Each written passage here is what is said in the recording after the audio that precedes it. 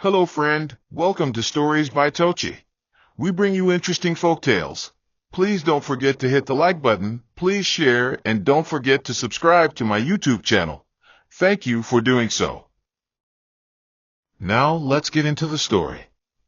There are certain kinds of silence that do not mean peace, and Ugochi had begun to know them well. The kind that sat heavy on your chest, even in a house with ticking clocks and a child giggling in the background. That kind of silence hovered in her living room the day Tocci stood by the curtain rail and told her, "She's 7 months gone, and I can't let the baby be born outside." The words had dropped like rusted nails into her belly, piercing through whatever was left of her trust. She hadn't answered him immediately.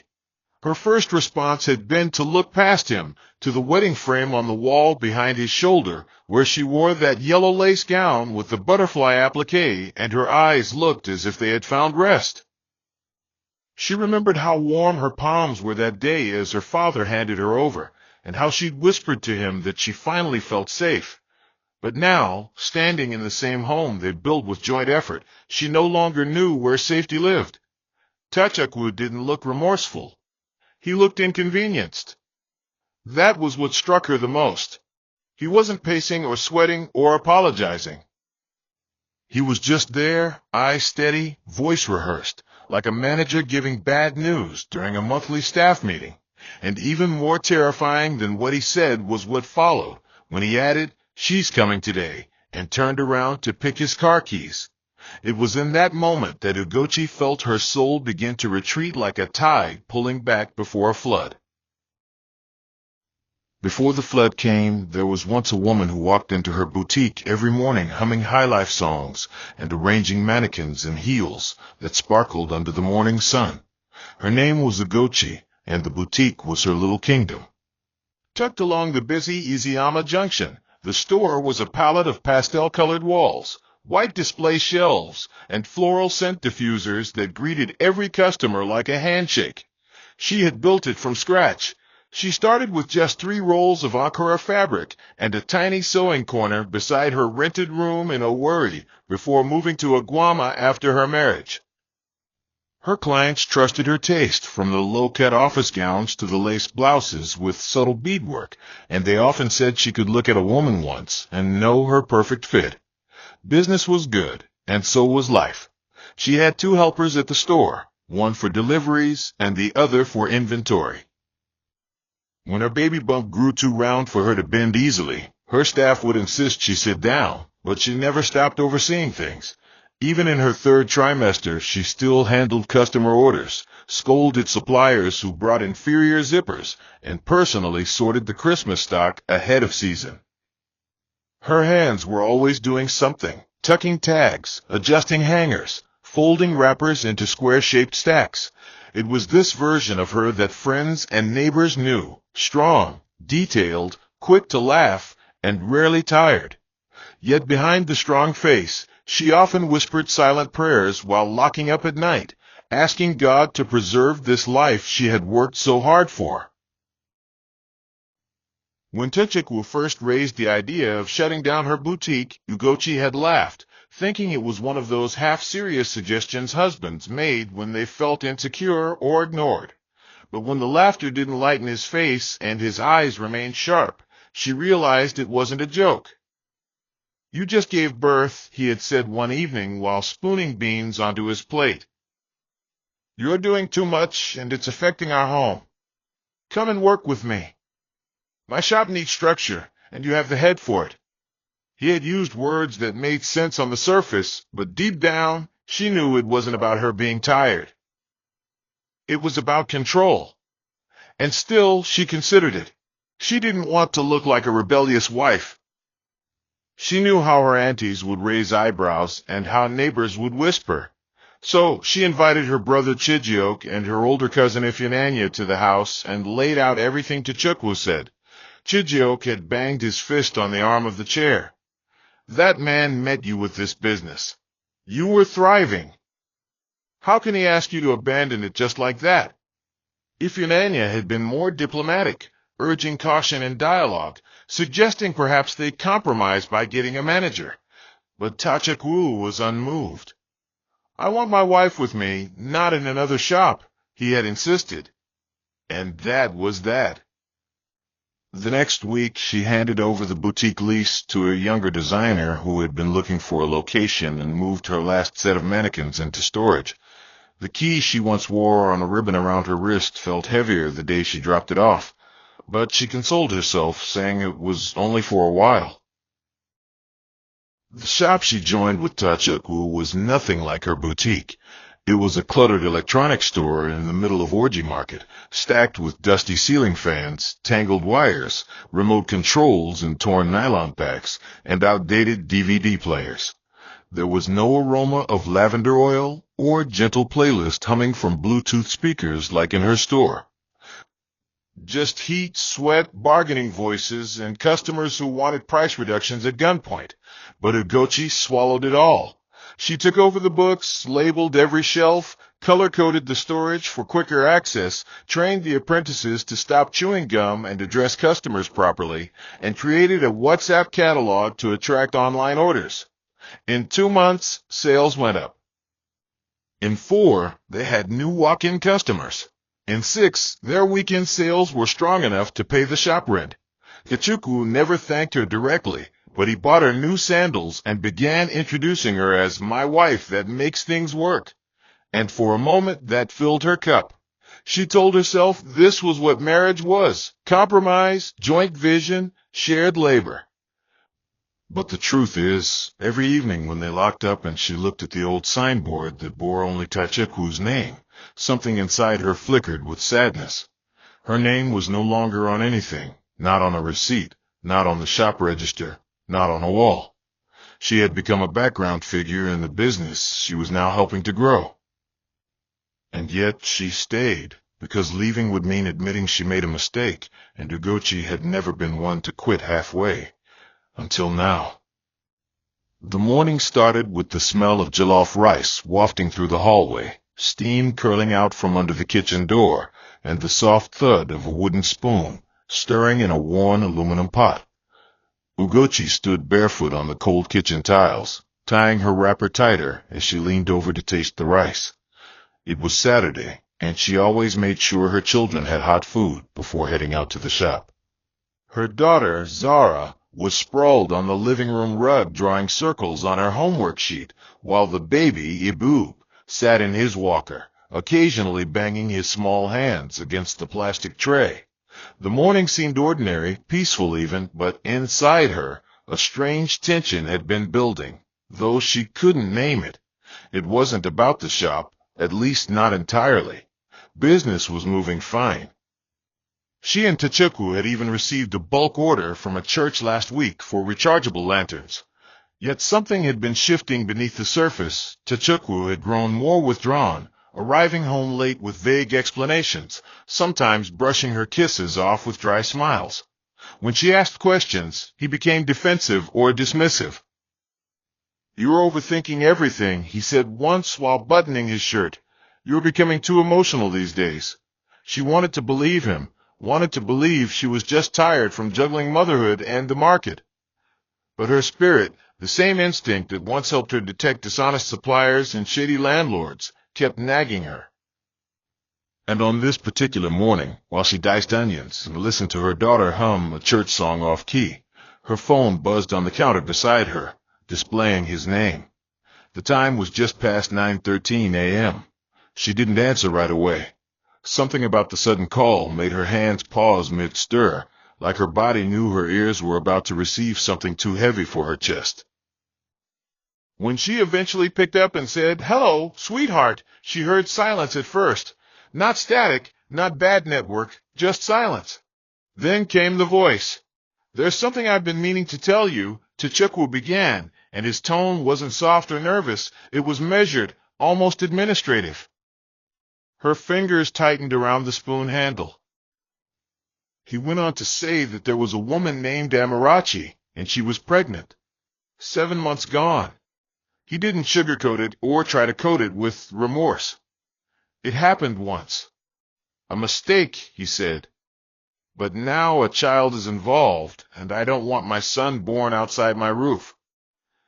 The words slapped her senses into fragments. Ugochi didn't cry. She didn't scream. She just leaned against the sink and watched the bubbles in the boiling rice as if hypnotized by them. Her mind split into pieces like glass, one part thinking of her children's lunch, one part questioning if this was a prank, another recalling the late nights and rushed showers he'd taken over the past few months. The worst part wasn't even the betrayal, it was the matter-of-factness with which he presented it. He wasn't asking for her opinion. He was informing her, like a landlord dropping notice. She found her voice after several seconds and asked, "When is she coming?" He cleared his throat and said, "Today." Just like that. The clock struck 4 that evening when Ugochi heard the knock. Not the rushed, impatient knock of deliverymen or apprentices, but a soft, almost hesitant knock.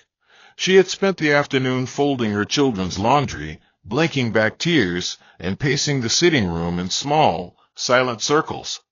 Tocci hadn't come home yet, but his words replayed in her mind on loop. "She's coming today." So when the knock came, she already knew who it was. She opened the door slowly, and there she was, Amarachi, a fair-skinned, wide-hipped woman with small eyes and a belly stretching a long red gown. She had a green bag on her back and a second one rolling beside her. She smiled faintly, like someone apologizing without words, and said, "Good evening." Ugochi didn't answer. She just stepped aside and let her in. The house suddenly felt smaller. Amarachi's perfume lingered in the air like unwanted incense. She sat on the edge of the couch and gently patted her belly. Tocci arrived minutes later, acting like nothing was abnormal. "Did you eat?" he asked Ugochi casually, but she just shook her head. He picked up Amarachi's bags and led her down the hallway, past the kids' room, past the kitchen, to the visitors' room. And from the way he spoke to her, gently, softly, with a kind of care Ugochi hadn't heard in months, something inside her tore. Not loudly, not messily, but quietly, like the sound of fabric ripping in slow motion. That night, Tocci laid on her bed without changing her clothes, the fan above humming low. She stared at the ceiling until her eyes began to blur. Then the tears came, not because he cheated, but because he brought the woman into their home like she was furniture, like Ugochi had no voice, no rights, no stake in this life they built together. The days that followed were like walking barefoot on broken tiles. Amarachi was always around, smiling too easily, offering to help too often. She cooked one afternoon and invited Ugochi to eat. Ugochi declined. She tried to act cordial for the sake of her children, but her heart recoiled every time the woman laughed in the kitchen or called Tocci by his name like they were a settled couple. Amarachi followed them to the shop 2 days after her arrival, wearing a floral blouse and wedge slippers. "I just want to learn," she said brightly. Tocci didn't stop her. In fact, he introduced her to the apprentices and told her to sit at the counter. Customers noticed. One woman, Mama Agioma, who'd been patronizing them since their earliest days, leaned over to Ugochi and asked in a low voice, "Who is she?" Ugochi's lips trembled, but she smiled faintly and said, "A friend." That evening, back home, the children played with plastic cups in the corridor while Ugochi sat quietly in the kitchen, peeling oranges she didn't want to eat. Her mind wandered to her old boutique, the scent of fabric softener, the soft jazz she played in the background, the women who walked in feeling unsure and walked out with confidence sewn into their clothes. That life now felt like a dream, like someone else's story she once admired. Every corner of the house now smelled like compromise. She tried to talk to Tocci once more, but he brushed her off. "Stop being dramatic," he said. "It's not as deep as you're making it." But it was deep. It was deeper than he could ever understand. Sleep became something Ugochi only borrowed in small pieces, never fully owning it. Most nights she would lie on her back with her eyes wide open, listening to the faint mechanical click of the ceiling fan rotating above her, her thoughts louder than any night insect. She shared her room with no one, yet somehow it felt more crowded than ever. In the next room, Tocci had moved his things permanently, and Amarachi had slowly begun filling the space beside him with her presence, her body pillow, her hair creams, her soft laughter that sometimes leaked through the thin wall like a whisper mocking the silence on Ugochi's side. There were moments she wanted to march into the room and scream, moments she rehearsed speeches in her head that started with, "I am not your fool," but when daylight came, she could barely raise her voice above a whisper. Her children, especially Zara, had begun noticing the shift. The little girl often tiptoed to Ugochi's side in the early hours, lying quietly beside her without speaking, as though trying to understand what sorrow looked like up close. Ugochi found herself nodding to questions she hadn't heard, smiling without understanding the jokes, and dragging herself to the shop where the new reality awaited her daily like a sentence passed without trial. Amarachi now handled customer receipts, chatted freely with vendors, and asked questions about price margins that were none of her business. Tocci, once indifferent to the store's aesthetic, now took pride in Amarachi's suggestions, sometimes nodding in agreement while stealing glances at Ugochi like she had become the old tool kept in the shed after a newer one arrived. There was a Saturday in mid-June that changed everything, not through any grand discovery, but through the slow erosion of dignity, so slow it took hours for her to even notice it had happened. Ugochi had taken the children for a walk to the neighborhood kiosk to buy cold sachet drinks after power had been out since morning. When they returned, Amarachi was in the living room, sprawled comfortably on the longer couch, watching a drama series on the TV, her swollen legs propped up on a pillow Ugochi had bought during her own pregnancy. What stung wasn't her presence, it was the ease, the way she navigated the space like it was hers, the way she didn't flinch or rise when Ugochi walked in. And Zara asked Amarachi if she could watch cartoons instead. The woman responded casually, "Later, dear, I'm watching something." And Tocci, who had walked in just moments after, offered no correction. Instead, he said to Amarachi, "Hope the baby moved today?" That moment made Ugochi feel invisible. She took her children to the backyard and sat on a broken plastic chair near the tap, listening to the faint gurgle of water through the rusted pipe, trying to understand what her life had become. This wasn't a storm. It was slow poisoning. A gradual stripping of her space, her voice, and her very sense of self. When she went to bed that night, she lay face down, as if hoping the floor beneath her would open and swallow her grief whole. On the third Monday of that month, Ugochi finally stopped pretending she didn't care. She started observing Amarachi more closely, not out of jealousy, but to understand what kind of woman could willingly walk into another woman's home and claim space without shame. Amarachi, to her surprise, wasn't malicious, just entitled. She moved like someone who believed she was owed a better life and now had it. She cleaned only what she used, cooked without asking if anyone else had eaten, and treated Tocci like a husband who had simply upgraded to a newer version of the same model. Ugochi watched them once from the hallway, Amarachi whispering something that made Tocci chuckle, then gently pushing his shoulder playfully. He touched her belly afterward, almost like a habit. The sight burned into Ugochi's chest like salt pressed against a wound. That night, she wrote a message to her brother Chijio, but didn't send it. The draft read, "I feel like a visitor in my life." She deleted it. Instead, she began sleeping earlier, waking up before anyone, and spending more time with her children, teaching Zara how to plait, telling Abu bedtime stories from memory, wiping their shoes before school with more care than usual. She avoided the shop when she could, claiming headaches, and Tocci didn't argue. He simply let Amarachi come along in her place. And somehow, that hurt more. Not that he brought her, but that he didn't miss Ugochi's absence. What ultimately pushed Ugochi to the edge wasn't a fight or a confrontation. It was a conversation she overheard one drizzly evening as she walked past the storage section. Amarachi was on the phone, laughing, her voice bright and carefree. She didn't notice Ugochi standing behind the shelf. "Yes, my dear," Amarachi was saying. "He says the business is his, but honestly, it's me that's running it now. His first wife is still hanging around like she's relevant, but she knows she's finished. I'm the one he brings to market now. Everybody knows I'm the one with him." She giggled again, then added, "I'll send you pictures of the baby things we bought. This child will never suffer." Ugochi stood frozen, her hands trembling as she gripped the metal edge of the shelf. The words rang louder than the rain outside. First wife. Hanging around. Finished. Something inside her settled that day, not in defeat, but in final clarity. She didn't weep this time. She didn't scream or throw anything. She simply walked out of the store, didn't tell anyone where she was going, and went straight to her former boutique street.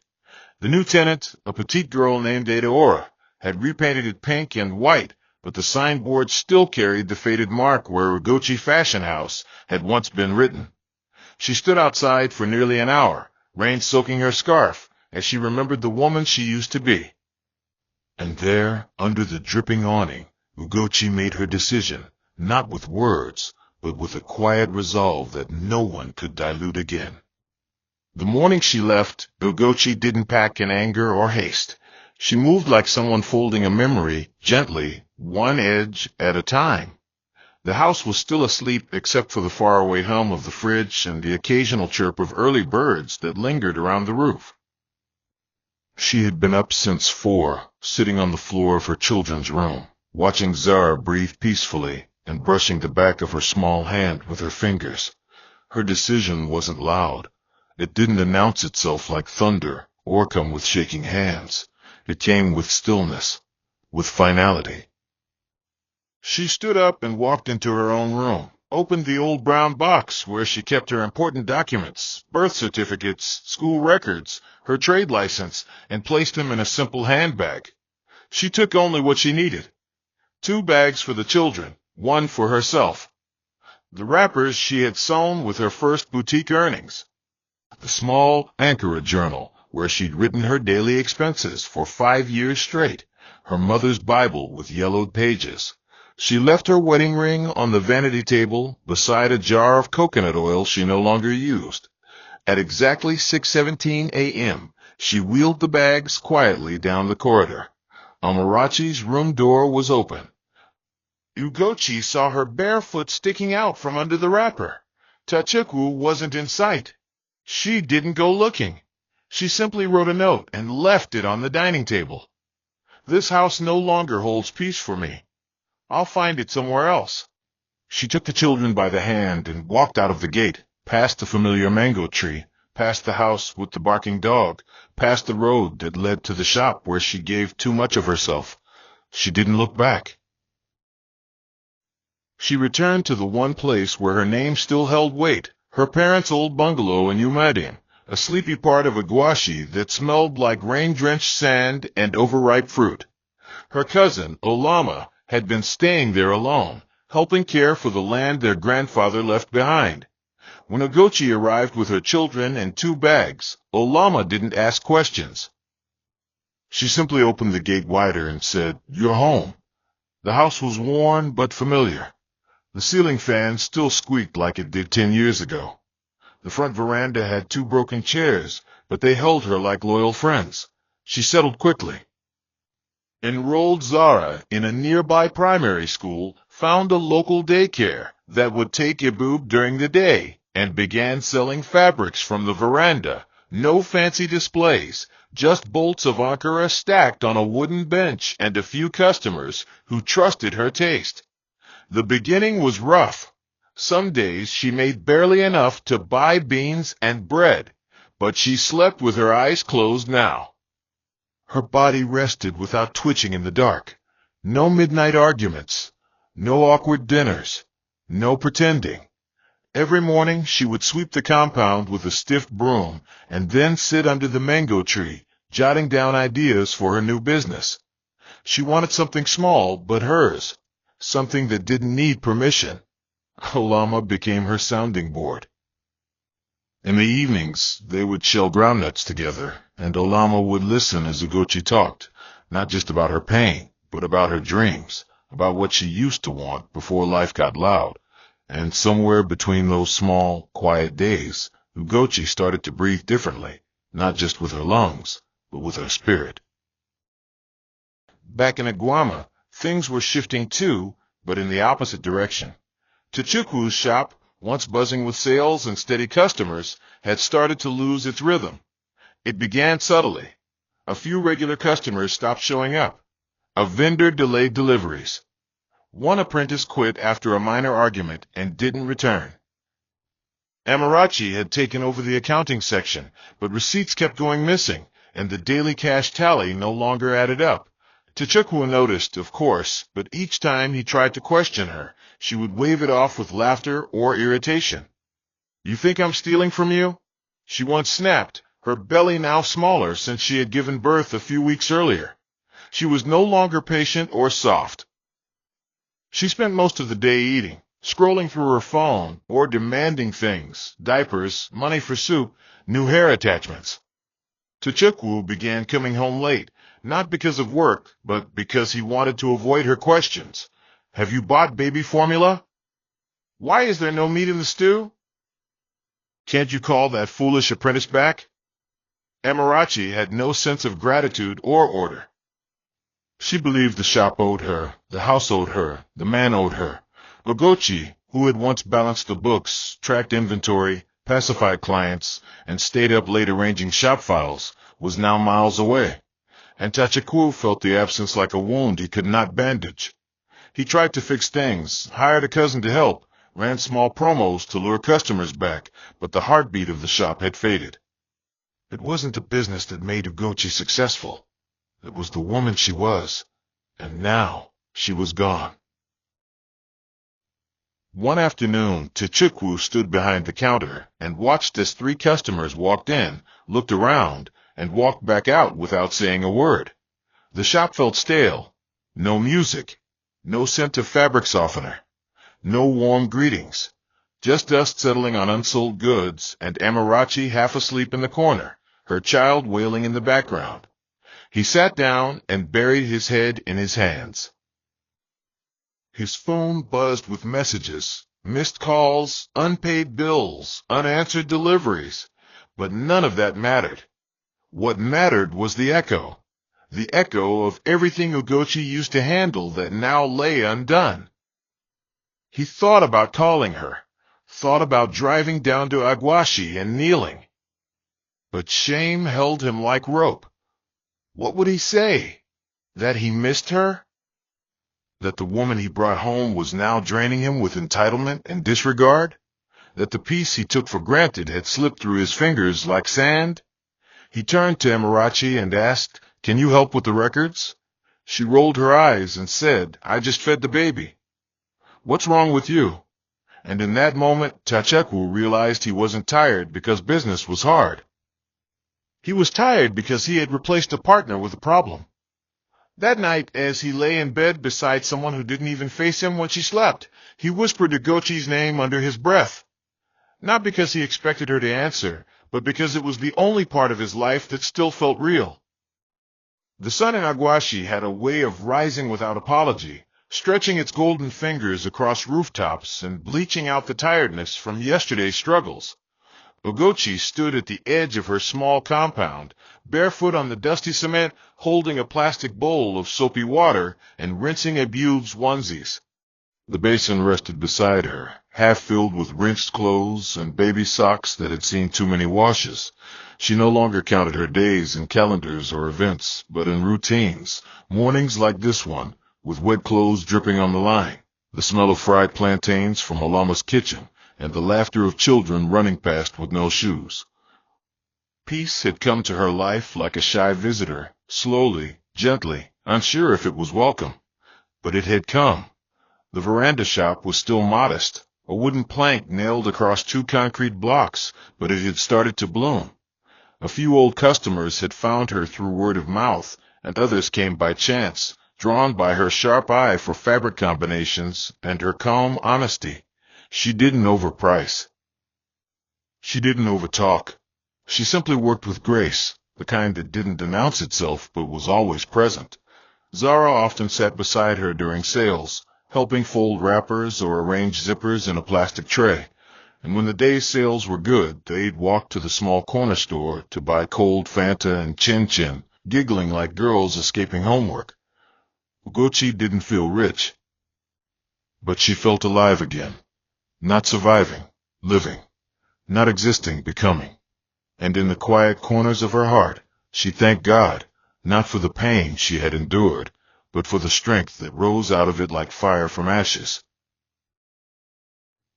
Meanwhile, Tachiku's world had turned into a slow-burning pile of confusion that never seemed to go out.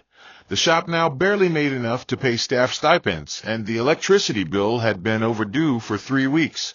Customers avoided the store because Amarachi often argued prices like she was doing them a favor, and her customer service was laced with attitude. She was no longer pretending to be sweet. Her true nature showed now, a woman who believed the world owed her because she carried a child. Their child. A boy Tachiko had once imagined would bring him pride now wailed endlessly and disrupted every part of the house and shop. Sleep became a luxury. Conversations turned to quarrels. Amarachi's demands became louder, and her laziness sharper. She no longer came to the shop regularly, claiming postnatal stress and headache from breastfeeding. When she did come, she mostly napped in the back room or chewed roasted corn loudly near the glass counter while customers exchanged glances. One afternoon, Tachiko caught her inflating the cost of electronics for a customer and pocketing the difference. When he confronted her, she hissed and said, "You think I'm here to suffer? After everything I gave up to be with you?" The irony nearly made him choke. He wanted to laugh, to scream, to shake her and say, "You gave up nothing. You took what wasn't yours." But he said nothing. Just walked outside, leaned against the wall, and stared into the street as children played with sachets of water and old men argued about politics at a nearby boca. That evening, he didn't go home. He sat in the back of his car for hours, wondering how he became the kind of man who ruined everything good just because he thought he deserved better. In Yumadin, Ugochi began stitching together a new version of her dream. It started with a small notebook, hand-drawn sketches of gowns, color palettes, fabric sourcing plans, names of vendors she used to work with in Aba. She bought a second-hand sewing machine from a retired tailor and began making samples.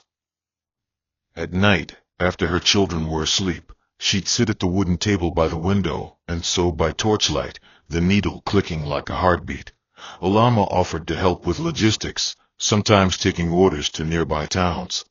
Word of her design spread slowly, like scent from a pot of soup on fire. One church ordered matching blouses for their women's group. Another local teacher ordered a full lace combo for her daughter's introduction. Bit by bit, the business sprouted. Not as grand as before, but purer. Every sale, every compliment, every returning customer became another brick in her rebuilt foundation. Ugochi didn't post anything on social media. She didn't update old clients or try to make Tachiko jealous. Her healing wasn't for show. It was for peace, for self, for her children. She taught Zara how to measure waistlines with tape and even allowed a boob to sit by her feet and pull the fabric scraps into small bundles. In the middle of her living room, there was always a faint trail of thread leading from one end to the other. It wasn't messy, it was proof of work. Proof that something was growing where something else had died. And even though she didn't say it out loud, she knew what she had now, no one could ever take from her again. One drizzly Tuesday afternoon, while adjusting the hem of a client's blouse, Ugochi heard the soft rumble of a familiar engine stop just outside her compound. She peered through the window and saw a dusty gray Camry parked by the gate. Her heart didn't jump. It didn't panic. It just slowed, steady and curious. The car door opened and Tachiko stepped out, wearing the same shirt he wore on their third wedding anniversary, the one she had always said made his shoulders look strong. He didn't carry a bag. He didn't bring flowers. Just himself, smaller than she remembered, older somehow, with tired eyes and hesitant steps. Ugochi didn't go outside. She returned to her sewing, finishing the hemline without pause. After 5 minutes, there was a knock. Not loud, just steady. Olama came into the room and said, "He's at the door." Ugochi looked up and said quietly, "Let him wait." She didn't mean it to be cruel. She just meant it to be true. For the first time in a long while, she wasn't the one holding her breath. She wasn't the one begging to be seen. She had stitched herself back together, and nothing, not apologies, not memories, not regret, would pull those threads loose again. Tocci remained at the gate for nearly 30 minutes, his hands loosely folded behind him, shifting his weight from one foot to the other like a schoolboy unsure if he was welcome in a classroom he used to own. His face wore the weight of a man who had walked through fire only to find there was no one left to put balm on his wounds. He looked around the compound that now pulsed with quiet life, colorful Ankara pieces pinned along the line like flags of recovery, children's sandals scattered near the entrance, a sewing machine humming faintly from inside. He could hear laughter, Olama's laugh, followed by the innocent giggles of Zara. He wondered if his son would recognize him. He wondered if Ugochi would come out with her face tight in forgiveness, or whether she would ignore him altogether. When the door finally opened, it wasn't Ugochi. It was Olama, her head wrapped in a patterned scarf, eyes steady. She didn't smile, didn't scowl, just looked at him the way a woman who's seen too much would look at a man who's lost too much. "She's busy," Olama said, not cruelly, just plainly. Tocci opened his mouth, then closed it. "Can I at least talk to her?" he asked. Olama shook her head. "This isn't the season for talking. You had those days. You spent them." Then she stepped aside and closed the door gently, leaving him alone with the silence he had once given her cousin in endless doses. He didn't knock again. Inside, Ugochi didn't flinch when she heard his voice. She had braced herself for this moment many times in her mind, and none of those imagined confrontations had felt as unimportant as this real one. She was seated at her sewing table, her foot pressed against the pedal, guiding a purple fabric beneath the needle with practiced ease. The blouse she was working on was for a widow in her church, a woman who had come last week teary-eyed, asking if Ugochi could help her look like herself again for her daughter's traditional wedding. "I want to feel like a woman again," the widow had whispered. Ugochi had nodded. She understood. Not just the words, but the ache beneath them. So she sewed like it mattered. Like she was sewing for her own resurrection. She paused briefly to sip water from the metal flask beside her, then returned to her stitching, not even turning her head when Zara entered the room. "Mummy, someone is at the gate," the little girl said softly. Ugochi looked at her daughter's face, still innocent, still full of light. "I know," she replied. "But not everyone who knocks deserves a key." Zara didn't understand, not fully, but she walked over and hugged her mother from the side, resting her cheek against her arm. Ugochi closed her eyes for a moment, listening to the steady breathing of her child, letting it fill the empty spaces inside her that once craved a different kind of closeness. Then she opened her eyes and resumed sewing, her fingers sure, her heart no longer confused. In the days that followed, Tocci didn't return, and even if he had, Ugochi would not have received him. Not because she was bitter, but because she had changed. Some transformations are quiet, like seeds breaking beneath the soil, invisible until they bloom. Her shop expanded naturally, not because she pushed for it, but because she had become too consistent to ignore. A woman from Asaba placed a bulk order for naming ceremony wrappers. A cousin of the widow requested identical gowns for a family photo shoot. By the end of the month, Ugochi had hired a young apprentice and moved her machine from the living room to a small wooden extension behind the house, which Alama's uncle helped build using leftover planks from an old poultry structure. It wasn't grand, but it was hers, and as she sat one evening inside that small room, oiling the sewing pedal and rearranging her chalk box, she felt a fullness that even the best days in her former marriage had never brought her. Ibu toddled in with a plastic spoon and pointed at her thread spool. "Mummy, color!" he shouted gleefully. She lifted him and kissed his chubby cheek. "You like color, ABI?" she asked. He nodded. She wrapped his small hand around a bright yellow spool and said, "You'll help me design one day." These moments, small and golden, were the reward. Not revenge. Not validation. Just joy, the quiet, steady kind that couldn't be faked or stolen. Months later, Ugochi was invited to speak at a local women's empowerment event hosted by a cooperative in Iguashi. She almost declined, not because she was afraid, but because she didn't feel like she had anything extraordinary to say. She wasn't a millionaire. She hadn't built an empire. But the organizer, a middle-aged teacher named Sister Rachel, insisted. "You don't know what you've done," the woman said. "You walked through fire and came out whole. We need to hear that." So Ugochi went, wearing a gown she made herself, hair wrapped in a soft blue scarf, and face bare of makeup but full of light.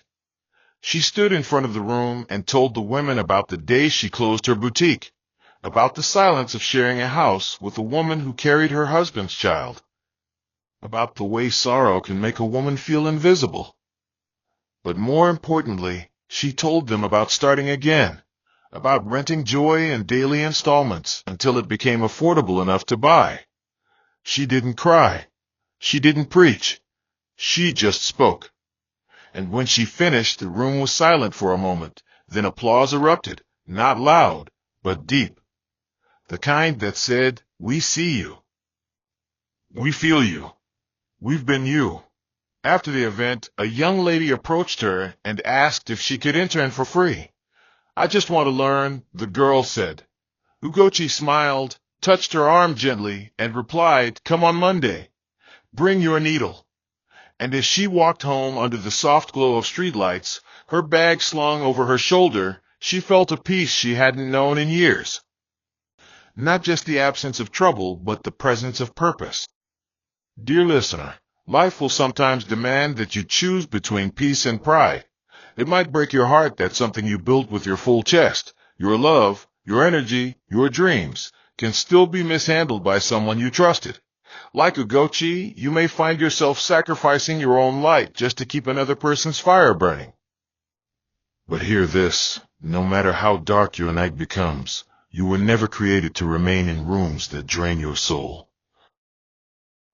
Respect in a marriage should never cost you your identity. Sacrifice is noble, but when it becomes silence, when it becomes erasure, when it turns you into a shadow of yourself, it is no longer love. It's survival. And God didn't plant you here to just survive. He planted you to grow, to bloom, to stretch. Ugochi's story reminds us that starting over is not failure. Leaving behind what is killing you slowly is not weakness, it is wisdom. And even if you walk through fire, even if you lost everything but your breath, as long as you still have your name, your hands, your mind, and your faith, you can begin again.